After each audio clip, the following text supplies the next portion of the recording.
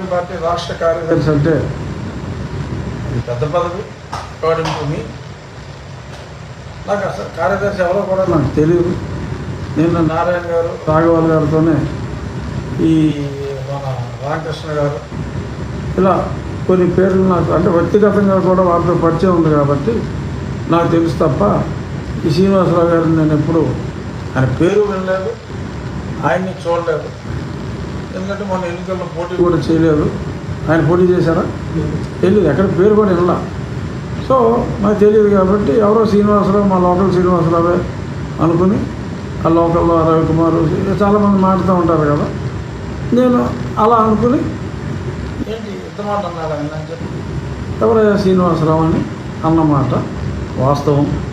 So వివాదానికి ఆర్జుడు comrade Srinivasarao గారు కాబట్టి కామ్రేడ్ శ్రీనివాసరావు గారు నన్ను బేషరతుగా క్షమాపణ చెప్పని అడిగారు కాబట్టి ముందుగా ప్రారంభించిన కామ్రేడ్ గారు సారీ అండి అని నాకు చెప్తే తప్పకుండా నేను ఆయనకు కూడా సారీ అండి అని చెప్పి చెప్పడానికి సిద్ధంగా ఉన్నా.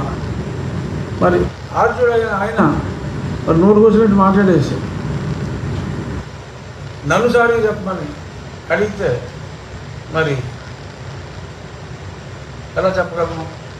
సారీ ఏదో రామనగర్ సినిమాలో నాసిరావు సావిత్రి అంటాడు సారీ అన్నాడు, అంత ఈజీగా సారీ అని నేను అనలేను. ఆయన ముందు ఆయన కాబట్టి ఆయన నాకు సారీ చెప్తే నేను సారీ చెప్తాను.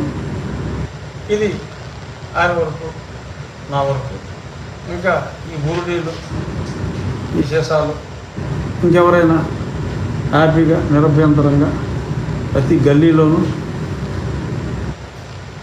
నా దౌర్జన్యాలు నశించాలి, రఘురామకృష్ణరాజు బర్తరఫ్ చేయాలి, స్పీకర్ పదవి నుంచి డిప్యూటీ స్పీకర్ పదవి నుంచి చంద్రబాబు నాయుడు గారు వెంటనే తొలగించాలి, హ్యాపీగా ప్రతి గల్లీలోనూ మాట్లాడి ఊళ్ళోనే కాదు మరి నేను చూశాను తాడేపల్లిగూడెం పాలకొల్లు ఆచంట ఆ జిల్లాకి ఇచ్చారు.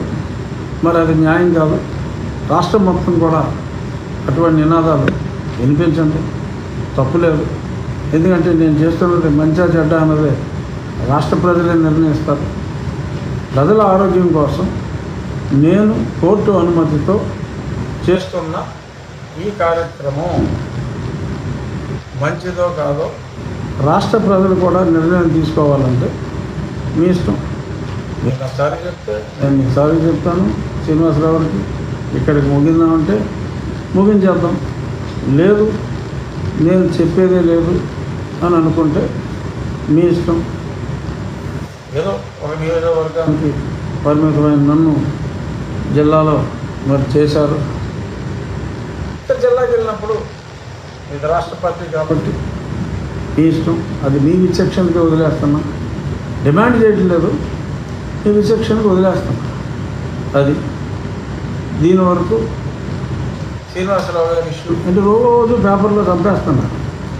అన్ని పేపర్లో ఇదిగో ఎలాగ మన శ్రీనివాసరావు గారు ఎలా అన్నారు, ఆ శ్రీనివాసరావు గారిని చూసి బురుడి గారు ఎలా అన్నారు. నేను ఎవరో న్యాయవాదులట పొద్దున్న పేపర్లో చూశాను. మరి సిపిఎం న్యాయవాదులు మరి ఏ న్యాయవాదులో నాకు తెలియదు.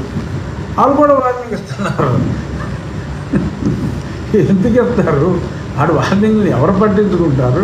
నా కార్యక్రమం నేను చేస్తా, మళ్ళీ సిపిఎం వాళ్ళకి షెడ్యూల్ ఇస్తున్నా.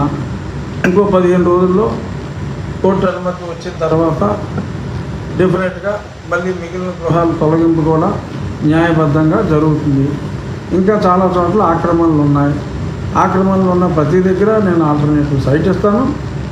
ప్రభుత్వం తరఫున వాళ్ళకి లోన్ శాంక్షన్ అవుతుంది, వాళ్ళ లేఅవుట్ అభివృద్ధి చేస్తారు.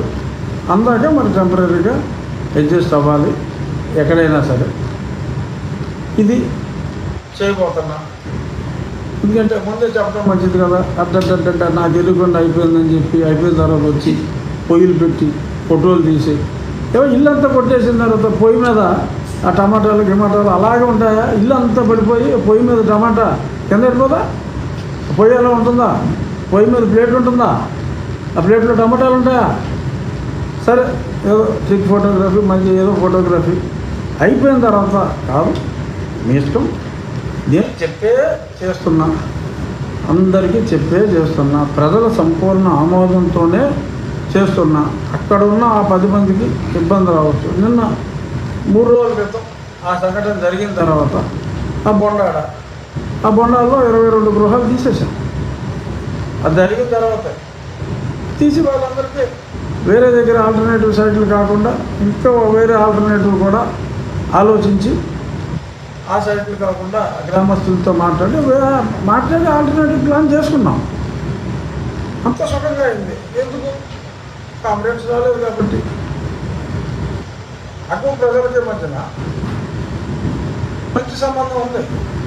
సో దాన్ని మరి ఇలాగా కామ్రేడ్స్ వచ్చేసి వాళ్ళని రెచ్చగొట్టేసి వచ్చిన కల్లా ఫోటోలు ఇచ్చేసి లాయర్లు వస్తారు, మళ్ళీ ఏదైనా ఫోటో పేపర్లో మహిళలు లాయర్లకు హామీ నా దమ్మనకాండని అరికడతారట. రండి నా దగ్గరికి రండి, వాళ్ళ దగ్గరికి ఇంటికి ఫోటోలు, నా దగ్గరికి ఫోటోలు రండి, నేను చేస్తాను. నేనేం చాటుగా చేయట్లేదు వ్యవహారం. కోర్టుకి వెళ్ళి ఏంటి ఆ కెనాల మీద ఎంతమంది మంచినీటికి ఆధారపడి ఉన్నారు, వీళ్ళకి ఎటువంటి ఇబ్బంది లేదు, వీళ్ళకి ఆల్టర్నేటివ్ సైట్లు కూడా ఇస్తున్నాం అని ఇంత ఎక్స్ప్లెనేషన్ చేసిన తర్వాత, ప్రజా సంక్షేమం కోసం చేసిన తర్వాత మళ్ళీ దీనికి లేనిపోని ఆరోపణలు, ఎవరు ఆక్రమించారు, ఆక్రమణలు ఏం చేశారని అన్నీ కూడా మీకు అందరికీ తెలుసు. ఇప్పుడు ఇక్కడ ఈ రోడ్డు, ఈ పెదమేరం రోడ్డు మీద ఎంత ఆక్రమణలు కొట్టేశాము. ఇప్పుడు వేరే ప్రభుత్వ ఆఫీసులకి అంటున్నారు అక్కడ 3.5 ఎకరాలు ఎప్పటి నుంచో 40,000 నుంచి ఆక్రమించుకున్నారు, కొట్టేశాం కదా. అది పెద్ద ఇల్లే ఉన్నాయి అక్కడ, ఈ పెద్ద ఫ్యాక్టరీలు ఉన్నాయి, హాస్పిటల్స్ ఉన్నాయి, మొత్తం అన్నీ కొట్టేశాం. ధనిక భేదం లేదు. రఘురామకృష్ణరావు గారు ఓన్లీ బెదవాళ్ళ ఇల్లే కొడతాడు, ధనికుల జోలికి వెళ్ళడం అనుకుంటే అంతకంటే రాంగ్ ఎలిగేషన్ ఇంకోటి లేదు. చూడండి ఎన్ని పెద్ద బిల్డింగులు మనం తీసేయడం జరిగిందో మీ కళ్ళు ఎదురకుండా పక్కనే సజీవ సాక్ష్యాలు ఉన్నాయి. చాలా పొలాలు కాలువ గంటల పక్కన ఆ బండికి తెల్లం చెరువులు తవ్వేసి 35 అడుగులలో ఆక్రమించుకున్నారు. అందరికీ నోటీసులు ఇచ్చాం. రేపు ఈ క్రాప్ అయిన వెంటనే రీబండ్ వేసుకుని ఇదంతా ఖాళీ చేయాలని చెప్పి ఎంతమందికి నోటీసులు ఇచ్చాం. సో అన్నీ ఎక్కడ ఆక్రమణలు ఉన్నా సరే దృష్టికి తీసుకురండి, ఆక్రమణలన్నీ తొలగిద్దాం. కామ్రేడ్స్కి నా విజ్ఞప్తి ఏంటంటే ఎక్కడైనా పొలాలు ఇటువంటి ఆక్రమణలు ఉంటే మీరు నా దృష్టికి తీసుకురండి. దాన్ని తొలగించకపోతే నన్ను ప్రశ్నించండి. నేను ధనిక పక్షపాతిని అనే ఆరోపణలు అప్పుడు చేయండి. నేను కొట్టేసినవి ధనికులు ఇవి, కోటీశ్వర్లు ఇవి చాలా ఉన్నాయి. మరి ఓన్లీ పేదలనే కొడుతున్నారని చెప్పి ఈ కామ్రేడ్స్ మాట్లాడటం కరెక్ట్ కాదు. ఎందుకంటే కొంతమంది కామ్రేడ్స్ మాటలు నమ్మచ్చు. సో కాబట్టి ఓపెన్గా నేను పబ్లిక్కి సందేశం అనుకోండి, సమాచారం అనుకోండి, మీ ద్వారా మీడియా మిత్రుల ద్వారా పబ్లిక్కి నేను తెలియజేస్తున్నా. ఇంకేమైనా ప్రశ్నలు ఉంటారు? ప్రజాశక్తి మార్కింగ్ ఇచ్చారు సార్. ఇక్కడి నుంచి బొండాడ ఉత్కాలం నుంచి లాగిచ్చారు. అది మొత్తం తొలగించారు, 22 తొలగించారు.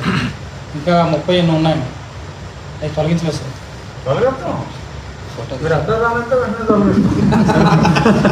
సార్ ప్రధానంగా కాలుష్యానికి ఆక్వా నుంచి వస్తున్నటువంటి నీళ్లు వస్తున్నారండి. అవి వదిలేయటం వల్ల పంట కావాలు కూడా పాడైపోతాయని చెప్తున్నారు.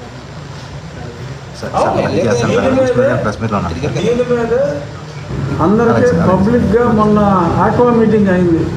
ఆక్వా మీటింగ్లో రైతులందరికీ ఆ రైతు సమస్యల గురించి మాట్లాడినప్పుడు కూడా రైతుల వలన ప్రజలకు వచ్చే సమస్యలు కూడా నేను ఆ రోజు మీటింగ్లో చాలా స్పష్టంగా మాట్లాడాను. తన మన భేదం లేదు, అన్నీ కొట్టేస్తానని కూడా చెప్పాను చాలా స్పష్టంగా. ఖచ్చితంగా ఒక్క నీటి చుక్క కూడా డ్రైన్కే వెళ్ళాలి తప్ప హార్వెస్ట్ అయిన తర్వాత పంట కాలంలోకి వస్తే క్షమించేది లేదు, వాళ్ళ లైసెన్స్ క్యాన్సిల్ చేయడం జరుగుతుంది అని స్పష్టంగా చెప్పాం. అందరికీ నోటీసులు ఇచ్చాం.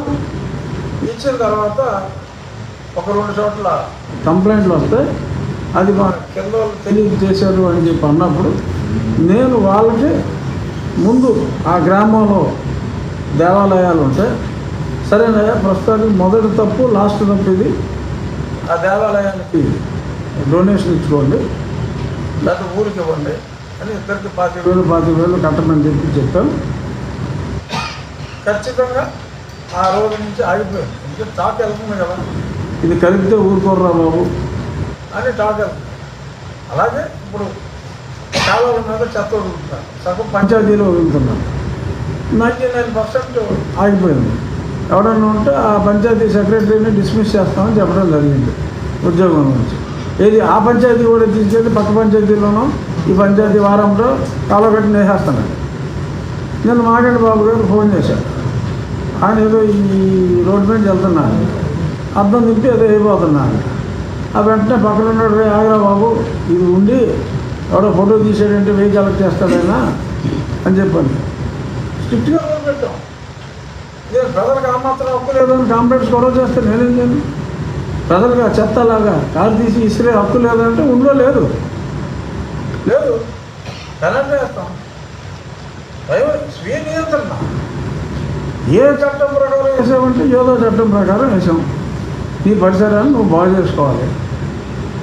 90% కంట్రోల్ అయ్యింది. ఇప్పుడు కాలువగట్ల మీద ఎవడో చెత్త ఇట్లా కాలువలో కనపడతాయండి. శ్రీనివాసరావు గారు కానీ బలరాం గారు ప్రెస్ మీట్లో మాట్లాడిన సందర్భంగా ఆక్ఫైకి గురైంది ఏదో టీఎస్ఆర్ నగరంలో వెనకాల ఆక్రమించుకున్నారు కొంతమంది. దాని గురించి అది నేను బలరాం గారికి కూడా ఫోన్ చేశాను, అది కూడా పరిశీలిస్తానండి. ఇప్పుడు ప్రస్తుతం ఇది అడ్డంగా ఉన్నది తీసాం. ఇప్పుడు దీంతో పాటు సపోజ్ ఏదైనా సరే ఆక్రమించుకున్నారు, వాళ్ళ పొలానికి అడ్డంగా ఇల్లు వేసేస్తాం. పొలం వాళ్ళకి కూడా పొలం వెళ్తానికి దారి లేదు. మన మండలంలో కూడా తీసిన దగ్గర ఎవడో ఒకడు పొలం ఆక్రమించేస్తే పొలం వెళ్ళడానికి దారి కోసం ఆ ఆక్రమణదారుడికి 5 లక్షలు ఇచ్చి ఆక్రమణ తొలగించుకుని మళ్ళీ ఇంకెవడో ఆక్రమించుకోకుండా దారి వేసుకున్నాడు. అలా ఉంది పరిస్థితి. పబ్లిక్ ప్రాపర్టీ రోడ్లు ఆక్యుపై చేసేసి మళ్ళీ వెనకాల ఉన్న ప్రాపర్టీ వాడికి అమ్మేస్తున్నారు. ఇది గ్రౌండ్ రియాలిటీ, అందరికీ తెలిసిందే. ఇది అమ్ముతారంటే మరి అలాంటి ఆపద్దా? ఇప్పుడు ఆ వెనకాల ఇంకోటి మళ్ళీ పాకేసి మళ్ళీ డబ్బులు అడుగుతాడేమో అని చెప్పి ఎవరో పాకేయకుండా వ్యవసాయం చేస్తున్నాడు. ఇప్పుడు అవన్నీ కూడా తీసేసి ఆ వ్యవసాయం ఒక 20 అడుగులు వ్యవసాయం చేస్తే ఆ 20 అడుగులు ఈ తీసేసిన 20 అడుగులు ఈ 40 అడుగులని కూడా నీట్గా ఒక పార్కో ఏదో కలుషితం అవ్వకూడదు. అది మన పాయింట్. ఆ కాలువలు కలుషితం అవ్వకూడదు.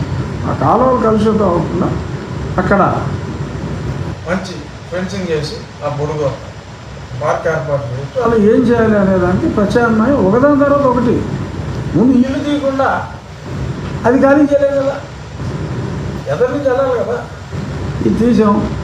ఆ ఆక్యుపెన్సీలు ఉన్నాయన్నారు, సర్వే చేయించి ఎంత ఉందో చేసేసి అబ్బాయిలు ఖాళీ చేసాను అని చెప్తాం. వరి ఉంటే వరి, పొలాలు ఉంటే కొత్తగా చేసుకో. ఇది మార్కింగ్. అక్కడ మార్కింగ్ 4 రోజులు ఏం చేస్తాను, వెనకాల పాతింగ్ చేస్తాను. అక్కడ దాకా కంట్రోల్లోకి తీసేసుకోవటం, అది ప్రభుత్వం ప్రాపర్టీ కింద ఉంటుంది. రైతుల్ని అలౌ చేయాలి ఆక్యుపెన్సీ ప్రభుత్వంగా. ఇది అలౌ చేయాలి. ఇది మీరు మీడియా వాళ్ళందరూ ఉన్నారు, పాజిటివ్ డిసిషన్ చేయండి. నువ్వు అడిగవచ్చు అంటే అడిగవచ్చు. అదే ఇంకొకటి అడిగితే విజయ్ కుమార్ లాఫర్ గారు అడిగితే ఇదిగో ఆ భూమిలో నువ్వు వాటా తీసేసుకున్నావు, లేదా ఆ భూమి అంతా ఎమ్మెల్యే ద్వారపాలకులు రాన్ చేసుకున్నాడు అని 100% అవుతాడు. ఊరుకున్నా తిరిగా స్వాతంత్రం అంటే 100% రాస్తే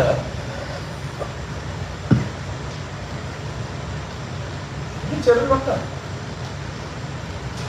ఇప్పుడు మీడియాలో ఏదైనా అంటే పత్రికాధిపతుల మీద వేస్తున్నారు కదా, బరువు నష్టం రావాలి కడుతున్నారుగా చాలామంది కోర్టులు తిరుగుతున్నారు. పెద్ద పెద్ద టైమ్స్ ఆఫ్ ఇండియా లాంటి వాళ్ళు కూడా కొన్ని కేసులు ఉంటాయి వాళ్ళ మీద. ఏది పడితే అది రాయకూడదు, ఏది పడితే అది మాట్లాడకూడదు. సమయమన్నా ఉండాలి, ఎక్కువ ఉండాలి, మాకు ఉండాలి. ఇప్పుడు అడిగి చక్కగా అడిగి చెప్పాను, చూడండి 1 వీక్లో మొత్తం అన్నీ అది వేసేసి అది ప్రభుత్వానికి ఆ ఎంఆర్ఓకి హ్యాండ్ ఓవర్ చేయడం జరుగుతుంది. ప్రజలందరికీ ఉపయోగపడేలాగా ఆ ప్రాంతం పరిశుభ్రంగా ఎలా ఉంచాలి అనే దాని మీద చర్యలు తీసుకుంటాం. ఏ ఒక్కరికి ధనిక భేద తేడా అయితే నాకు ఏమాత్రం లేదు. రూల్స్ వరకు వచ్చేటప్పటికి పారిశుద్ధ్యం, ప్రభుత్వ భూముల ఆక్రమణ వరకు వచ్చేటప్పుడు అది వీటి గురించే మాట్లాడతారు తప్ప శ్రీనివాసరావు ట్రెండ్స్ మాట్లాడతారు తప్ప మరి నాకు ఎప్పుడు ఒక కితాబ్ ఇవ్వలేదు. నేను ఇన్ని కాలంలో బాగు చేయించాను. ఆ మొత్తం 65 గ్రామాలకి మైక్రో ఫిల్టర్లో పెట్టిస్తున్నాం. సగం ఊర్లు అని ప్రతి 3 రోజులకి 4 రోజులకి ఒకటి ఓపెన్ చేస్తున్నాం. ప్రజలందరూ హ్యాపీగా ఉన్నారు. అక్కడ మంచి మాట చెప్పి తప్పంటే ఏదో గుడిలో వల్ల ఆనందంగా ఉంది. చేసిన మంచి గురించి ఏ కామరేడు మాట్లాడతా ఆవిడ తప్పని చేస్తే మటుకు మీడియాకి వచ్చేసి 100% మాట్లాడేస్తారా?